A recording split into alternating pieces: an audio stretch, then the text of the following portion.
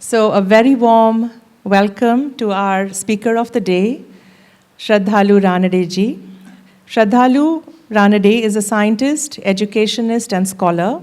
He has been reading at Sri Aurobindo Ashram since he was 6 months, residing at the Sri Aurobindo Ashram since he was 6 months old, where he grew up in the care of the late Sri M.P. Pandit.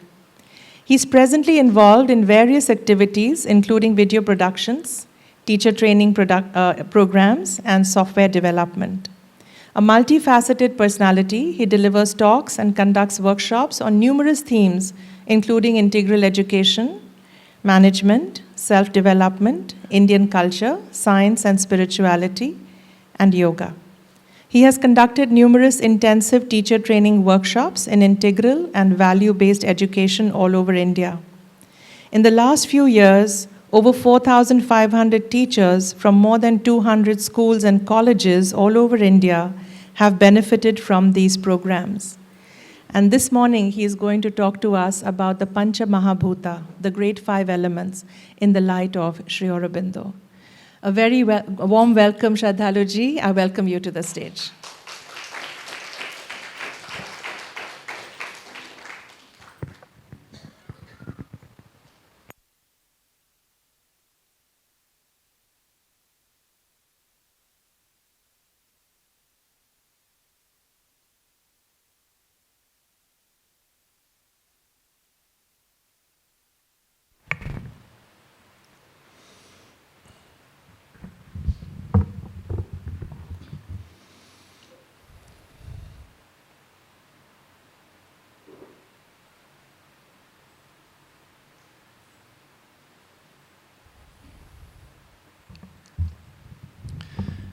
The theme for these series of talks of the Shakti Kumbh is around numbers and their deeper psycho-spiritual significance, but intended to activate their powers in us.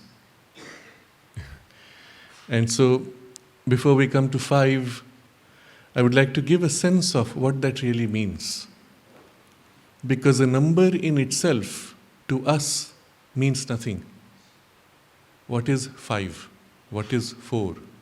You have to have 5 of something, 4 of something. So you can have 4 apples or 5 oranges. Or as you can see in the images here, something which is of 3 or 4 or 5. The mother observes numbers like music belong properly to the domain of the mental worlds. It's an idea, as if an essential concept. And in that concept, you can have numerous forms. But if something exists essentially in the mental world, it must have a deeper origin. Otherwise, it could not have formed in the mental world, isn't it? But in order to be able to understand that deeper sense, one has to as if rise above mind into an experience of the thing itself. Sri Aurobindo calls a real idea, a power of the supramental consciousness.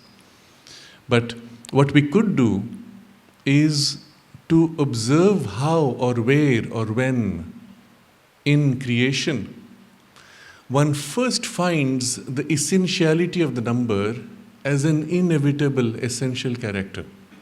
And then from there one can get a glimpse of how that number has a meaning on all planes, and why it has an identity as an abstract idea in the mental world, and then of course in the physical world innumerably represented. As an example, taking some of the symbols already used here, number 1 obviously is the one origin. There can be no other. But 1 is not true. Everywhere we see so many things. Where is the 1? You don't see oneness. So the way the mind structures it, combine it all and the whole is the 1. Yes, that's one way of talking about it or perceiving it. Sri Aurobindo observes that the divine oneness is not numerical oneness, but oneness in identity. Meaning, take any object and millions of objects. Each is essentially the same one. That's the deeper sense of the oneness in identity. All is the same origin, all is the same one divine, expressing itself innumerably infinitely. That one is not a monotone oneness limited to singularity of a numerical quantity. It is oneness infinitely rich, unendingly unfolding, never repeating itself, and yet always one and the same. Such being the nature of the divine consciousness, naturally the one world that flows out of it is unendingly unfolding and never ever repeating itself. If you take it at a very material level, watch a sunset or a sunrise, it is so beautiful, and yet it is never repeated. Not only never repeated in a moment, as you watch it from one moment to the next, it has changed. Our mind is not capable of recognizing that, but take a photo, close your eyes, take another photo, and you'll find the difference already visible. But that same one sunset that is happening right now is seen differently from different angles, from different positions on the earth, and is never repeated ever. It's almost as if each one of us experiencing the universe at each moment is uniquely experiencing it, never to be ever repeated. Such is the enormous beauty and diversity and richness of the one divine consciousness that unfolds. But in order to be able to unfold, it needs to take two poises, one which is its expressive power and the other which is its witnessing experience. You need to watch the sunset for the sunset to be appreciated. And so the same divine consciousness takes as if two poises, one within you and one which is playing out. Or you are actually a representation of a deeper truth, which is the same divine consciousness providing a base, unchanging, immutable. Through all this enormous multiplicity unfolding, something must remain against which it is experienced. And we may use the analogy of a canvas and a painting. If there is not a canvas, there is not a substance or basis for the painting to exist, isn't it? But if the canvas is fluid or has holes or limits, then your painting is bounded, distorted, limited. But if the canvas can be absolutely unchanging, infinite, eternally, upon that, the full power of an infinite creative energy can play out freely all possible colors. If the canvas moves with the brush, you cannot have a drawing. But if the canvas is rock steady, the brush can play out to the full intensity of the violence of an entire universe created or extinguished in an instant. Such is the power of the Devi, the divine creative energy of the Divine Mother, that she creates universes and extinguishes them in an instant. Against this backdrop of Shiva, or the presiding consciousness that remains unchanging, supporting. But it is the same consciousness which moves to manifest, or the same manifesting power that comes back to rest. There is always one. But taking a dual poise makes possible the manifestation. So you see where two becomes relevant. At a level so essential in creation that eventually everything in creation you will find splits into a duality of these two poises in every way, including within us. We have a poise of consciousness that stands back as if witnessing, and a poise of consciousness that moves to flow to manifest. But we are both. One is the origin of the other comes back to rest in the one, and you keep moving between these two poises, isn't it? Or soul and nature, and other ways in which this duality is articulated. They all become now a way to recognize and understand the sense of two. But then there is also the three. And the three, interestingly, in this unfolding of the manifestation, you find naturally the perception of three, inevitably, at such an essential level that you cannot ignore it. Because all that has already been expressed is held in the moment of the now, which builds the present expression, which looks forward to the unending possibilities yet to unfold. And so you have as if three stations or three poises of that which has been, that which will be, and where we are today, which is formed of that which has been or is the result of that, but looks towards that which must be. And so three poises which would be perhaps represented in a more mental way as past, present, or future. But that's not really the truth. The truth is there is only one consciousness which holds infinitely all possibilities, unendingly.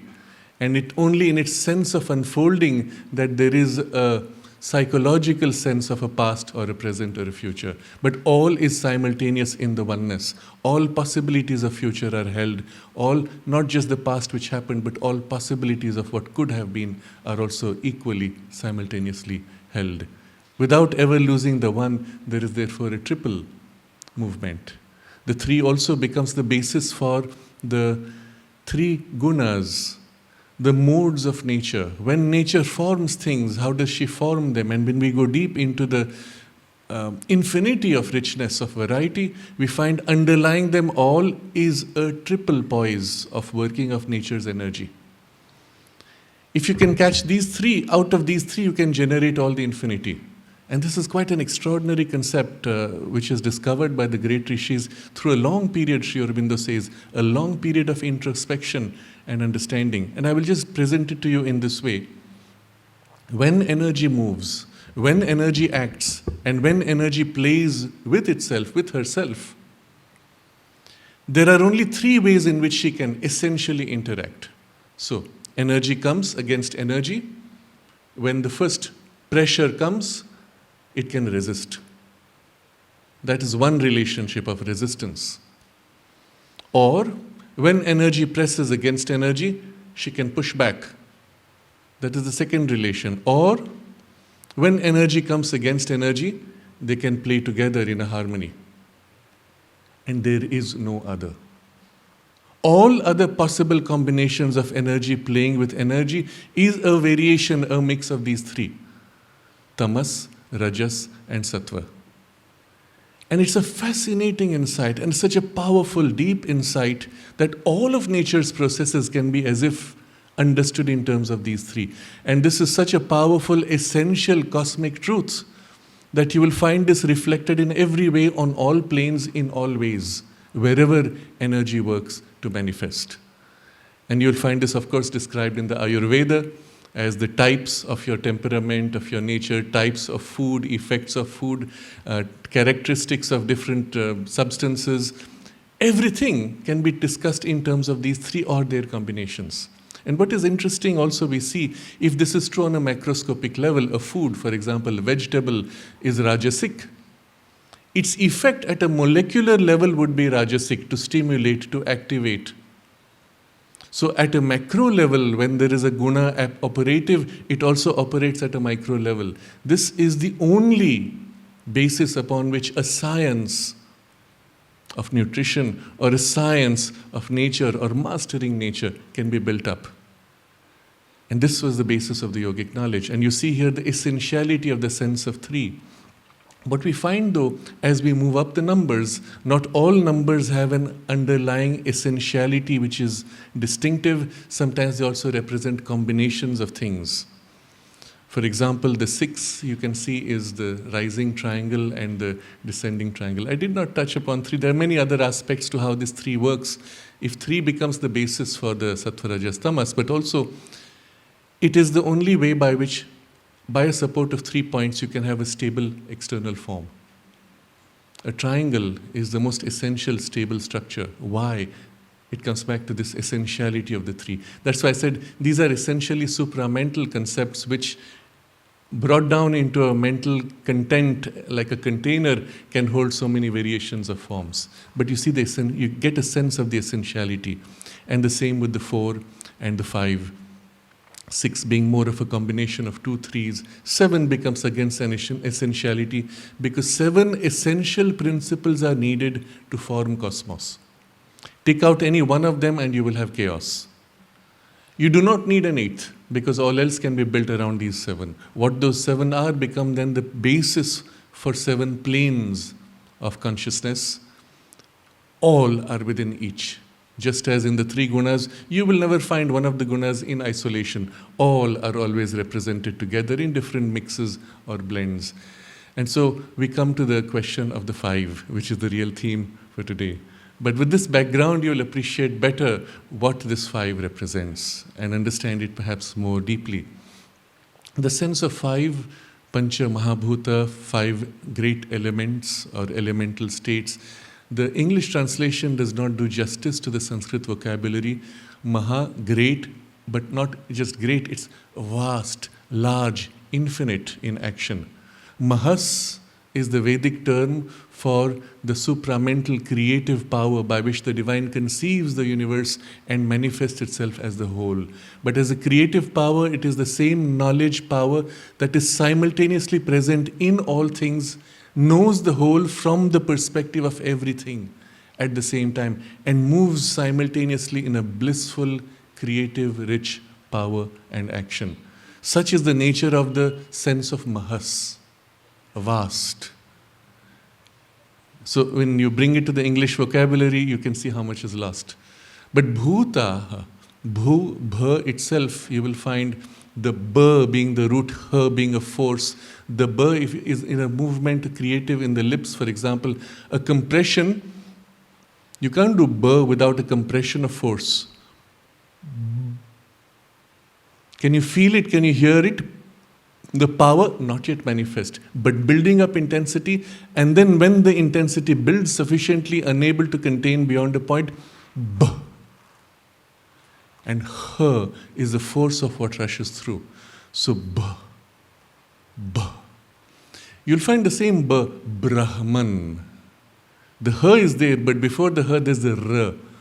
The rhythming out of the power as it flows into creation. Brahman is the word used to describe the one that is the all, the totality of the cosmos in oneness as it bursts into manifestation. That's why Brahma is the deity of creation. But you see, that's how the mind reduces it. The Bhutani are the beingness, the coming into being, the vast unfolding into becoming of that which is being. But why are they 5? And here we find an insight, an understanding of this, which I have not found anywhere else other than in Sri Aurobindo. I've gone through pretty much all traditions, with going back always to these essentialities. Most will say there are 5, and that's it. Why? That's how it is. But that does not satisfy our mind. We need to go deeper to something, and you find Sri Aurobindo explains why and how, and what they truly represent. It's not enough to say, 5 elements, there is ether, air, fire, water, earth. Why? Or you go to the Chinese system, they will use terms such as wood or metal somewhere. What does that even mean? It means nothing. Why is it? You mean if you put fire and water together, you're creating an element? Fire itself is made of so many things burning. Water is made of H2O. How do you call them essential elements? And all this misunderstanding, wrong understanding, comes because we have caught a certain form of articulation and not gone to the essence. And the essence I found described only in Sri Aurobindo. And he explains it in this way. I will articulate in my own words, but you will get the sense of it. If the one divine consciousness is one indivisible, which is all, if it is one and it is indivisible, how can it ever represent itself? How can it ever manifest in this innumerable richness and diversity? Because it cannot be divided, remember? It's a miracle that the world can exist the way it exists, coming from something which is indivisibly one, isn't it? Would you agree it's a miracle? How does the one then execute that miracle to divide itself, or at least give an appearance of having divided itself? Try to imagine a consciousness which is indivisibly one. How can it ever create that? It cannot. Unless, and this is the process that it uses, and this is the brilliance of the understanding, it never ever divides itself. It goes through 5 stages of self-modification, so to say, which lead eventually to the appearance of divided forms. And those 5 stages of self-modification are what are called the 5 elemental states. And they're elemental because they're so essential. Without them, there could not be anything in a becoming from the being. So I will describe them in these ways. Let's conceive of, and because we have to necessarily bring it down to a level tangible enough to our mental conception, conceive of the first state of the one consciousness, indivisible. The divine knows itself utterly, and there is nothing else other than itself, its own consciousness, which is existing and blissfully. There is none other. There is no multiplicity, there is only that. Dwelling in it, it can dwell upon all the things that it could be. And it can dwell in its blissfulness on all that it can ever be, but held in unmanifest state. It dwells in itself like a writer broods on the beautiful novel that she might express. Dwell on all possibilities. At that moment, nothing is particularly articulated. Everything is possible. I'm free to do anything, be anything. And then as it dwells on that, it can dwell on some more than others. Oh, it could be a romantic novel, it could be an adventure novel, or it could be a blend of these two, or it could be completely a detective novel. All possibilities, and then it dwells on one aspect or other. Perhaps this, perhaps that, or moving from this into that.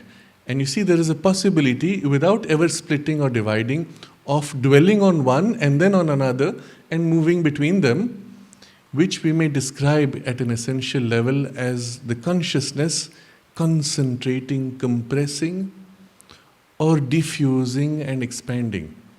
And the characteristic of this first poise of consciousness, we will call it the etheric, is expansion, contraction, and rhythming out, as if creating in consciousness the sense of ripples or waves. But waves, there is nothing other. There is only a movement of consciousness dwelling in itself. So, still no form. But then something interesting happens. Because there is no time nor space so far, all possible ways of rippling, rhythming are simultaneously present. And it can dwell on one particular rhythming and another particular rhythming, and the rhythmings can then blend or touch, interact with each other. One ripple blends or touches another. And this becomes the second elemental state that we call air. And I'll explain to you why it is called air as we go along, because Sri Aurobindo describes this. And you will see the profundity of the ancient insight and the knowledge. So here in this air principle, what happens is rhythms of expansion, contraction meet rhythms of expansion and contraction. And as they meet, they form resonances, and you've probably seen this in physics. When two waves combine, they create troughs and peaks. There is an interference pattern, we say, in physics. But the interference pattern itself is appearing and disappearing, joining, separating. And remember, it's not just two waves, an infinity of richness of waves playing together, creating all kinds of interference patterns that appear and disappear. But the characteristic of these joining of waves is they collide, or they experience pressure against each other. And I'll give you this as an example, again, reducing to a material level. If you have a pulsating, let's say, drum, a drum shaking at a frequency, just for arbitrarily say 100 times per second. I bring another drum, which is vibrating at 105 times per second. The waves will pass each other. But difference between the two of 5 pulses per second, you will hear as a sound, as the combination. Okay. Now, as this frequency is brought to 100, that will become slower until it joins, and now as if the two sounds join. And the moment they join, here's the interesting part. If you pull one drum away, the blend of these two waves joining will pull the other drum. It literally transfers pressure from one side to the other. You push this drum, it will push the other. They are as if locked into each other. They are as if touching, holding each other. Although nothing was ever moved, there is no force to hold, and yet it's holding, joining as if becoming one. Pressure, touch becomes the characteristic of the air principle. By the play of combinations of vibrations dwelling on itself, pressure is created. Touch becomes the basis. And why do we call this the air principle? Sri Aurobindo explains, because of all things that exist in the universe at a human experiential level, air has the characteristic closest to this principle. Because air flows and touches you, but you cannot see it, you cannot smell it, you cannot hold it, you cannot grasp it, it has no solidity. It has no existence other than the sensation of the touch that you feel, isn't it? You blow the air, you feel the touch, that's it. You never saw anything. And associated is to the ether principle is the sound characteristic because of the resonance, the vibration of the play, the waves. That's the characteristic of sound. You hear the vibration, but there is no touch even. So from pure sound, where you hear, there is something, to the touch, which is the air principle, we move now to the next degree of self-modification. The same consciousness, remember, is playing this game through layers, so to say. Now, when you have two kinds of touch, or many kinds of touch combining, and the touch itself joining together, what do you find? The appearance of form. A form seen, perceived in various ways, but in itself insubstantial. Your hand could pass right through it, and yet there is the vividness of a form. That is the characteristic of the third self-modification. It exists, it has a form, it has distinctiveness, multidimensionality, but it can pass, it can appear, it could disappear. It is unstable, it is semi-transparent perhaps, or to the touch, your hand could pass through it to a rigid hand. And therefore, on the material world, the closest equivalent experience that we have of such a thing is in fire. When fire burns, what do you see? You see a distinctive form. You can pass your hand right through it, isn't it? And yet it is there. It is as if luminous. And there is, of course, a deeper aspect to it. The physical fire becomes the representation of it, but Agni is also, at this level, the primary operating principle in the Vedic symbolism. Agni is the force of the will which is the creator of forms. And there are three modes of operation of Agni, which is if you had to translate in the physical terms, three fires. The chemical fire, there is the electric fire, and the atomic fire. In all three, you will see the common operation of Agni. What happens in a chemical fire? Molecules combine and join to create new materials. The fire burns, well, what do we say? Oxygen combines with hydrogen and creates water. Or something else combines with something, creates something else. That's the chemical fire. There is the electric fire, where it is not molecules joining, it is atoms joining by sharing their electrons on the periphery. And it is this electric fire which is the basis for so many kinds of phenomena, including the lightning and such other. It is also the basis by which molecules are formed, which becomes the basis for molecular fires. Go still deeper. You go into subatomic fire, interactions inside the atom which create the atom, and therefore it's called the solar fire in the Veda. So you have the solar fire, electric fire, and the chemical fire, the three Agnis, so to say. But you see how a deep truth can be observed in its operation in nature, and yet held at its more essential level. Within us is the one Agni, the intensity of the will concentrated, turning to a purpose and unfolding, driving, creating forms. The forms are still unstable though. They appear, we see them. Even in a vision, we can vision them. And even that is working of Agni. But now we want to concretize, stabilize. So from the third principle, the 5 elements, we move to one more degree of self-modification. And here Sri Aurobindo describes this as the principle by which, let's say, two forms enter into a relationship by which they stick to each other.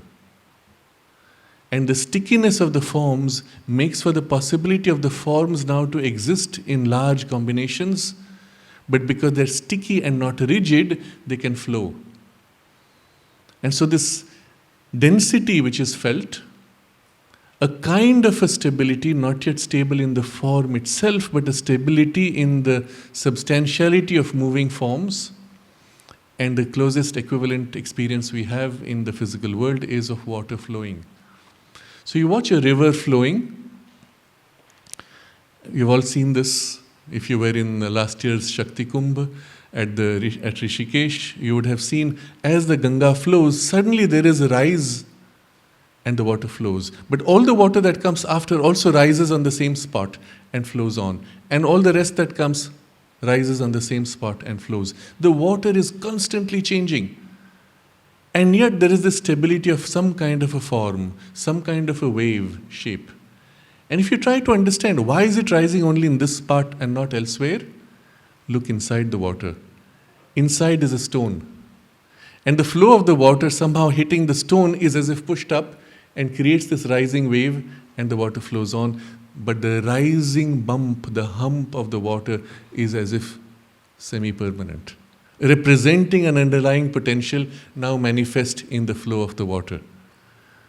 You can get the sense of what this represents. Or you look at the sea waves. While you're here, go to the beach, watch the waves.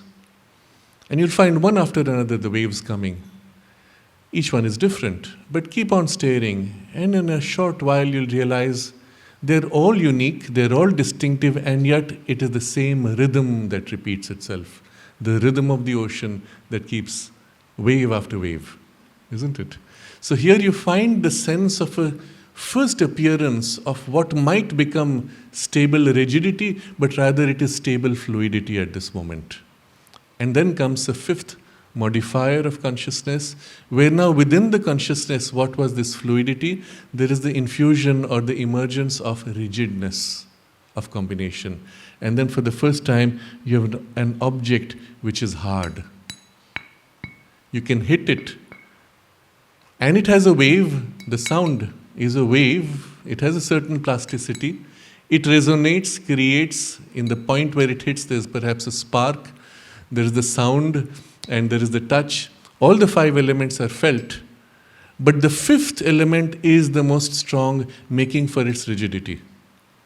If at this point, by an application of the fire principle, you heat this metal, you will find the fire principle increasing in its content has affected the rigidity principle, and now I could simply bend it.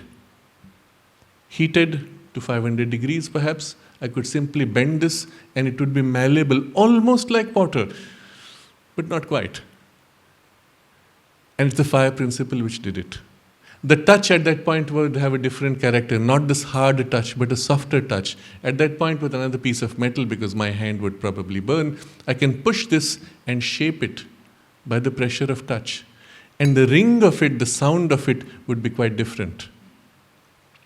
So what we recognize is in any object, any form, any substance, you have all five elemental principles operative, but the particular combination of how these five are gathered in them makes for the distinctive quality that it expresses. And this, now you see, is the means by which the one indivisible consciousness, modifying itself in its relation with itself, nothing ever happens which is other than it, simply dwelling on itself in layers phenomenally, in a sequence of self-modification, by the fifth stage becomes an appearance of rigid, distinct, separate forms. What an amazing miracle. And the five elemental states or the elemental operations of consciousness are the means by which it accomplishes this miracle. The entire world, therefore, is as if formed of the same one consciousness undergoing five kinds of self-modification, and the combination of those five makes for this characteristics of the substance. So this becomes the basis for an entire science, you might say. Isn't it? So just to come back to the analogy, the third being the fire, it is also in the five senses the basis for vision, light. The fourth is the basis for smell, and the fifth is the basis for taste. Now, it's mapped to five elements, five senses mapped to five elements. Again, you will find the deep truth of this. In the ancient traditions or in all the books you will read, they'll just say, this corresponds to that. But why? No explanation, except in Sri Aurobindo. Once you understand this, you will see why. Let's put it another way. When you hear a sound, What is it that you're registering physically, biologically? Vibrations of the air and the eardrum which vibrates with it. Very simple. What is it? It's a touch. Air touching, but transferring vibration only. If you touch your finger, what is it finally? It is pressure again. What's the difference between pressure on the eardrum and pressure on the finger? When you look, you have light coming on your screen inside the eyeball. It is light touching. What is smell? It is the smell molecules touching, being absorbed. Touch. What is taste? Touch. So why call them 5 different senses? What you see different is which of these 5 elemental principles is dominant. And that's why we have 5 senses. We do not have 6 senses or 7 senses. Even if, and there are people who have spoken of other senses, they will say, for example, birds have the ability to sense the magnetic field of the earth. Is a sense, in a way. Yes, that's just a human way of saying it. The actual experience in the bird is a perception which should be registered visual or smell or taste or touch or sound. And there are no other. There are no other senses. That's the interesting thing. Any perception of a thing, including electric fields, magnetic fields, or other things which you might perceive, is interpreted through a combination of these 5. And sometimes they're a blend of the 5. Interestingly, when you look at a cloud, how do you describe it? Soft and fluffy. Did you touch it? No, you just saw visually. And yet you can feel its softness. So what we discover, all 5 senses are simultaneously in each other. The difference is only of the predominance of which of the 5 elements is operative in these 5 biologically organized senses. But at a psychological level, without the need of the biology, one would still have 5 senses. You step out of the physical body in your subtle body, in a near-death experience, in an out-of-body experience. You do not have an eardrum. You do not have eyes. You do not have the electrical nervous system to sense pressure. These are only external material organizational basis for the 5 senses. Your entire subtle body sees in all directions from all parts. You extend your hand, through your fingers you are seeing as clearly as through the place where your eyes would be, isn't it? Your eyesight will touch in the very gaze of what it sees.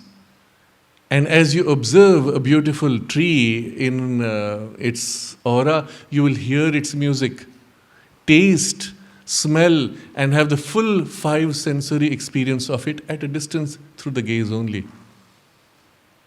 So the reality actually is one underlying divine consciousness operating through as if 5 modes of relating to itself, but using these 5 self-modifications, giving the appearance of distinct, separate forms in a multiplicity.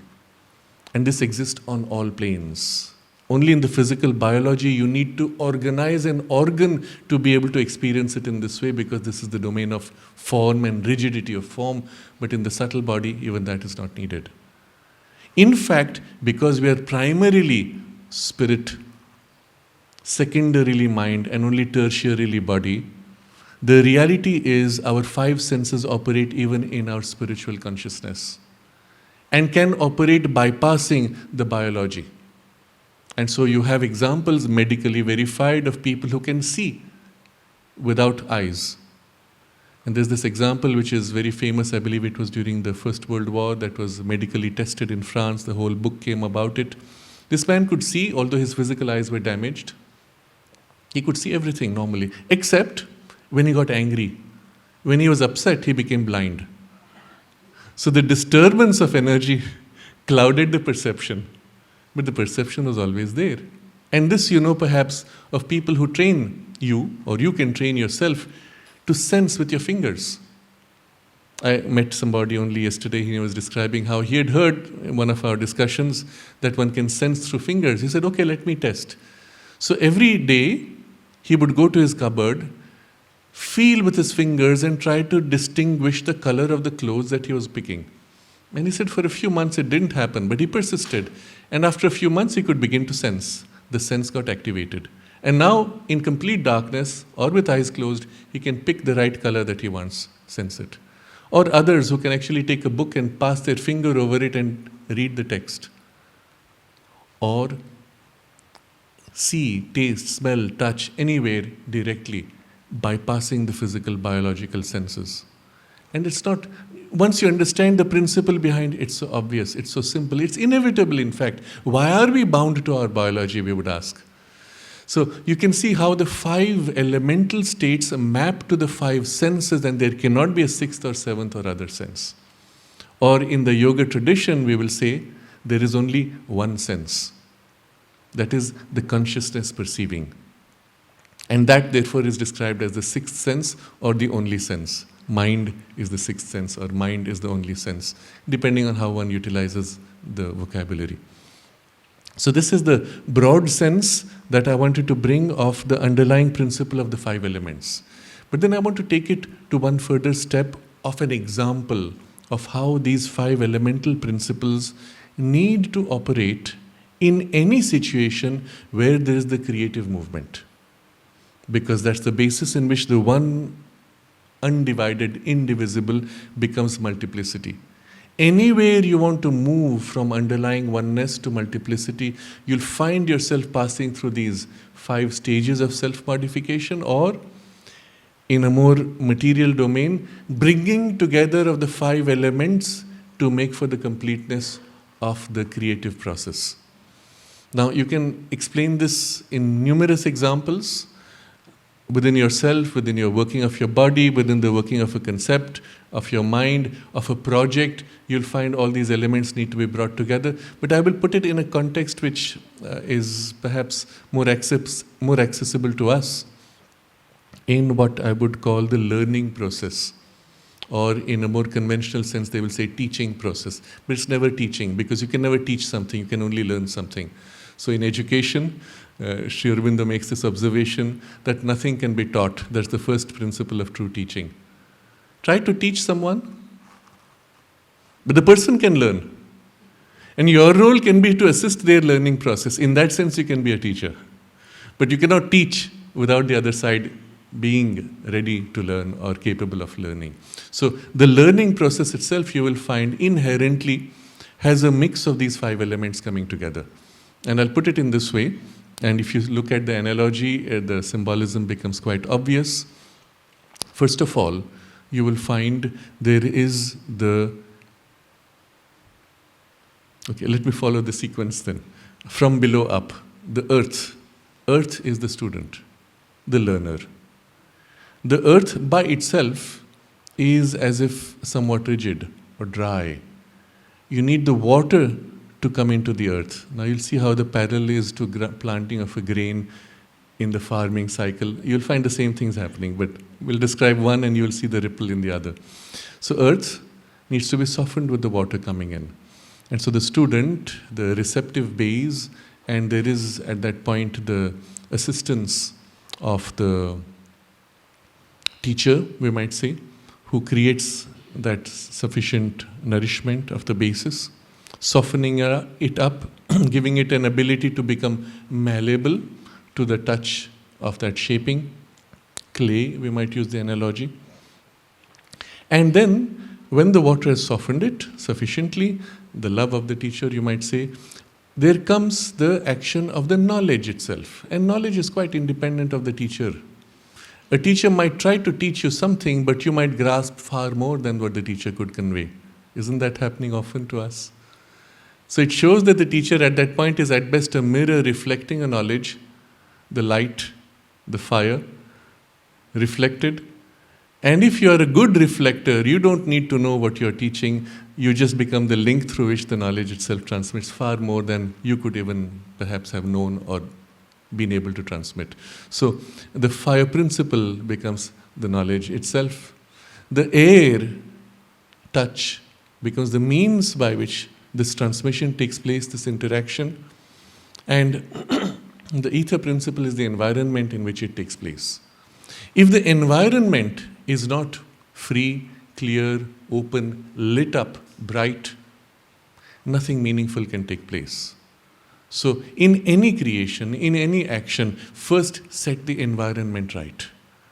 The environment must be conducive to that which you seek to realize. I'm going to now jump across many images because that's one way to get the big picture. Look at the space when you are going to go farming. If the environment itself is not set right, it is poisonous, it is confused, it is chaotic, aggressive, you will not have a free flow of growth. Well, the same thing for the student. If there is not the openness and a freedom to play, including the freedom to make mistakes, you cannot really learn. It's an inherent truth of all education, of all learning, that you must have the freedom to make mistakes. So this wideness which comes with the ether principle, freedom. Into that, you have the air principle, very materially, the fresh air and openness, but the interaction, the exchange, free flow of experiments, of play. And of course, in farming, it is literally the physical air. Into that comes the knowledge itself. An environment can be imbued with knowledge or can be imbued with something totally different. I don't know if you have had this experience when you enter a school space. You can feel in the air whether there is a meaningful learning taking place or not. You look at today's cinema, Hollywood particularly, of a college space. Nowhere do you see knowledge. You see only people having all kinds of strange emotional excitations, attractions and repulsions and drama. The air, the environment is now filled with this, not with knowledge. You go into that space, you'll be sucked into the play of energies of emotions, pulling, pushing, and exciting. But when you enter knowledge space, your mind opens up and somehow it's easier to know, easier to learn. You've experienced this. There's a particular place in the Sri Aurobindo ashram, in the main building, there's a room which is called the reading room. And the mother put a special formation there which allows you to receive knowledge more easily. You take the same book, go into that space, sit and read, and you'll find that the download is much more complete. Interesting. And such can be the space created where knowledge is this thriving presence, dominating influence. But of course, knowledge is also that thing, the fire principle, which is, because of the nature of the fire, lighting up, purifying, transforming the student. Having gone through the process of learning, of knowledge, you are not the same person. Fire has recast you, reshaped you into something more. The water, which was initially there to assist, after the fire's action, entirely is evaporated. There is nothing left of the teacher's support. The student is now baked into the new form, isn't it? So you see these very interesting analogies and symbolisms involved in the soul play. Ignore any one of these 5 elements, and the education will be either incomplete or ineffective or very laborious and difficult. Look at the same pattern of 5 in planting a seed in the field. Take out one of these 5 and you'll find the seed will not sprout, or the tree will be stunted or distorted, etc. Well, within us the same 5 elemental principles are operative. And it's a way of looking at it that we are not just the biology, we are equally subtle bodies of various degrees or gradations. And you will find this interestingly in the yoga tradition. They speak of 5 bodies. The Annamaya, material, Pranamaya, which is life force body, Manomaya, which is the mind consciousness body, and then above that 2 more, which are the Vijnanamaya, which is described wrongly today as intelligence. It's actually the supramental consciousness, the divine intelligence, the divine creative power that we spoke of before. And then the 5th body is the Anandamaya, the bliss body. Again, wrongly described today and reduced to a sensory, sensational happiness or such. It is something much more fundamental. And Sri Aurobindo observes the last 2 are not yet organized in us. They exist as planes of consciousness. This is the domain of Satchidananda. Not yet organized and individualized as bodies. And therefore, we are unable to be conscious on those levels, although those levels exist and a part of us is there. We are there. We are more truly there. We are truly divine beings. But because those levels are not organized and integrated, we are unable to be conscious, but we can enter those states in a state of samadhi where we are unconscious to the world. But when these bodies are sufficiently formed and developed and integrated, we will simultaneously live on all these planes at the same time. Why 5 bodies? Well, for this reason again. The 5th is the Satchidananda itself, and so the 7 is as if reduced to 5 because that is a single body. But I'm coming to this because this is very important for us to understand. The relationship of the 5 bodies actually maps to the 5 elemental states. Because it is the earth element which predominates in our gross physical body. It is the water element which predominates in the life force body. It is the fire element which predominates in the mental body, and so on. But you notice in the vocabulary of yoga, the words themselves are so precise. The words articulate, just as we spoke earlier about the B and the Bh and the Brahman, etc. The words are always rooted in a creative principle or power. The language itself is an expression of a deeper truth. So in the physical body is called Annamaya. Anna is food. So food body. What does that really mean? Why is it called food body? And Sri Aurobindo explains this. He says, in the physical world, unlike other worlds, and this is the distinctive characteristic of the physical. You see, every world has sense of forms. Every world has sense of all kinds of experiences and the 5 senses. Always you name an object by its distinctive character, isn't it? So what is distinctive to the physical world? Interestingly, in this world, everything is food for something else. Everything ends up having to eat something else in order to survive. And so the symbol given in some of the traditions is the snake eating its own tail. And the food cycle, where everything ends up eating something else, eventually comes back to you and goes back all the way to everything else. And that's interesting, and it's characteristic of the physical world. If anything stops this food cycle, disengages from it, it dies. It simply ceases to be. It breaks down and becomes food for something else.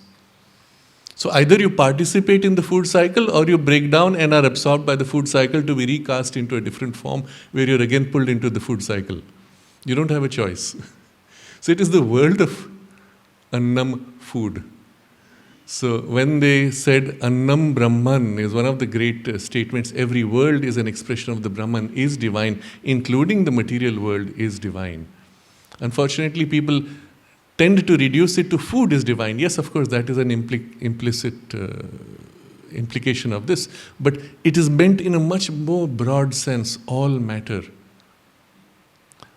Predominantly of the 5th elemental principle dominating across all other 4, the other 4 also being present, all matter is equally divine because it is the same one divine consciousness which has become this.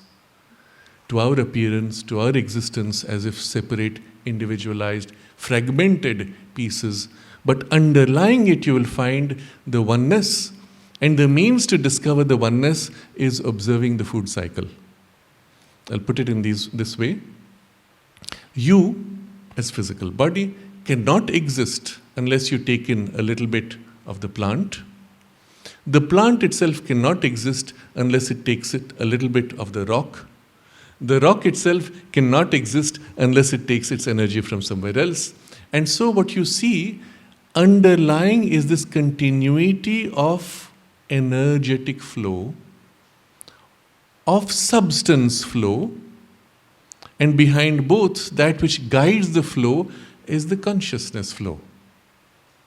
So when modern science begins to observe this material process, it goes deeper and deeper until at some point the distinctiveness of form begins to break down. You have the fluidity of form, and we approach actually the water principle at that point. In the subatomic particles, below electron, proton, neutron, everything is fluid. Everything is transitioning from one point to another, one state to another. Or even interacting underlying the atom in a way that you cannot say what is where. For example, right now, according to our current physics, a single electron from an atom on the tip of my finger, for example, is jumping around across atoms, not only through my finger, jumping into the air, going into the ground and jumping around, bouncing atom to atom, going through your body right now, going through your brain and through your little toe and through your hair and bouncing around and perhaps eventually coming back into some other atom in my own body. Are we really that separate? If at this very moment all the electrons of all our atoms are actually being shared, jumping around, think about it. And if the underlying atom itself and the particles are made of an energy that is flowing, observe the electron itself, energy flows in, rhythms flows out, and another flows in, rhythms flows out, and like the river with the hump, you see the hump and say this is electron when actually it's a river flowing.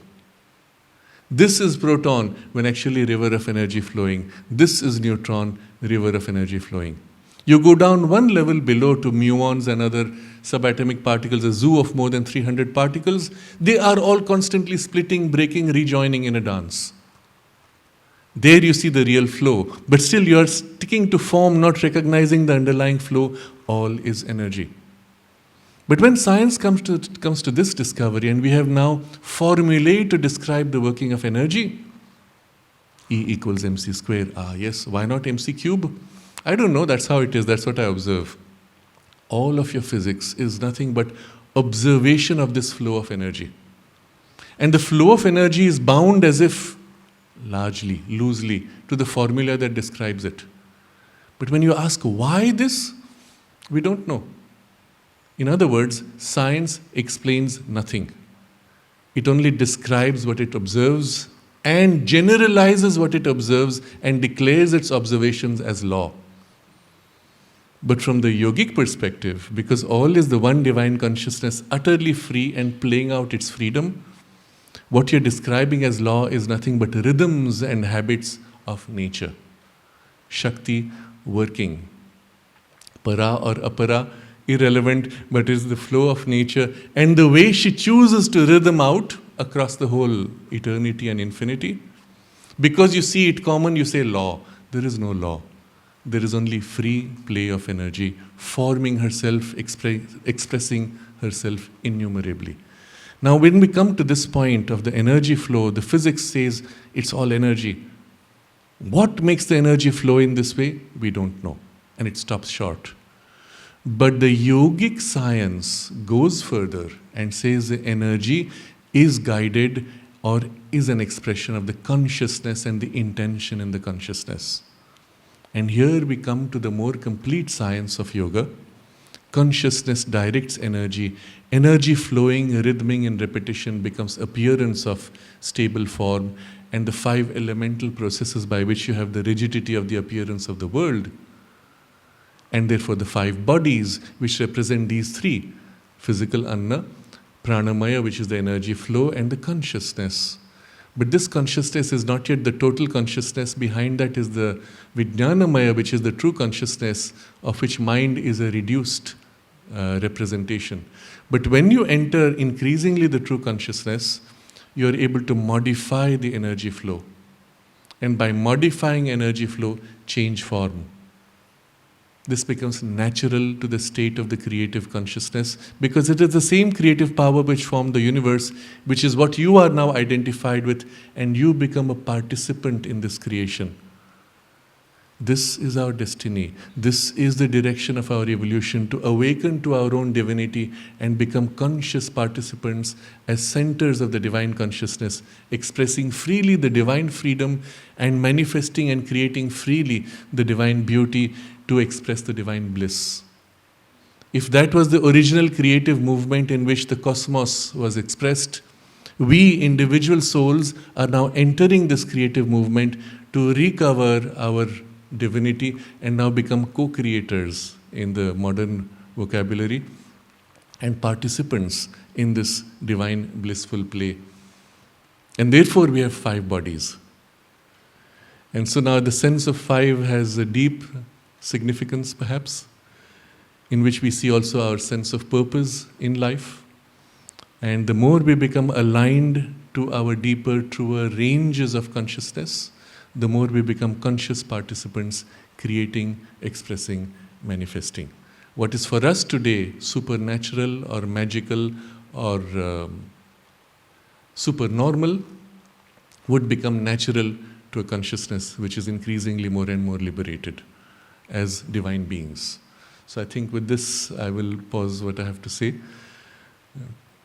Should we end, or do you want?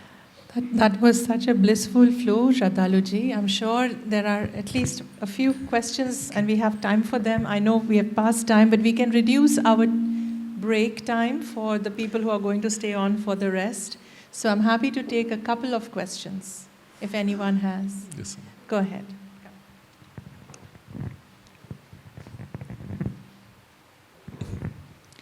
Thank you for your talk. It's very abundant. Mother talks about the 12 senses. Could you please elaborate a bit on that? 12 senses. I'm not aware of that. 12 bodies, perhaps?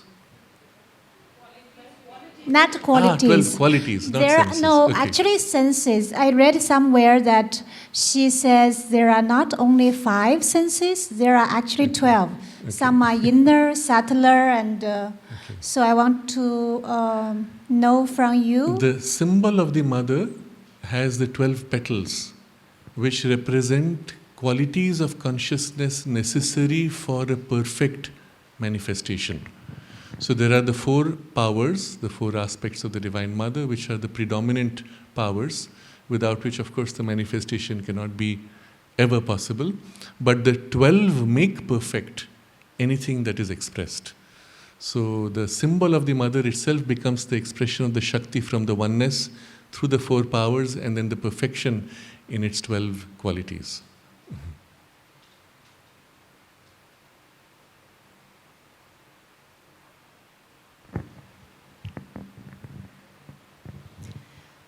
So if there are no more questions, I would like to felicitate Shraddhaluji with a shawl from the Shakti Kumbh and Angavastram. Can we end with a short concentration just to allow all Sure, that we discussed to soak absolutely. in? Yes. And then we do this. Thank you. Just take a moment. Because what we have discussed is actually belonging to a level which is not quite the reasoning mind, but a deeper perception. Let's just absorb that.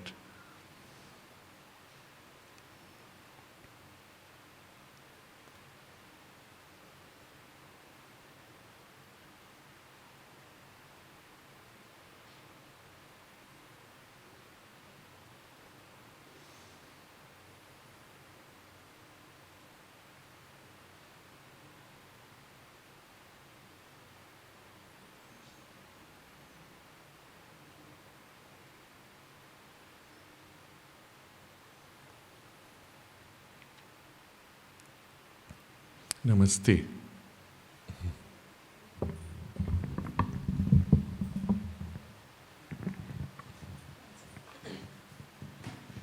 Shraddhaluji, so delightful. You know, every time you speak, the presence is so palpable through you and for anyone who listens. I've heard you many times, and each time is fresh and beautiful. And as you said, what we received here today is at a different dimension, and I hope we will have the rest of the day to integrate and digest this.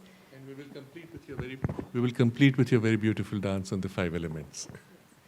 So those who wish to come, you're invited. It'll be at 6:10 sharp. We will start today. It'll last till 7 o'clock, where we actually somatically move through a deconstruction of our consciousness out of the 5 elements and reconstruct ourselves anew with the true consciousness. So you're welcome for that this evening. But before that,